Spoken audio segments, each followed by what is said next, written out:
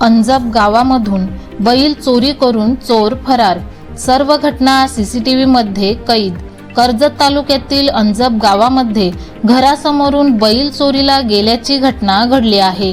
4 चाकी गाडीमध्ये बैल चोरी करून चोर फरार झाला असून ही सर्व घटना सीसीटीव्ही मध्ये कैद झाली आहे।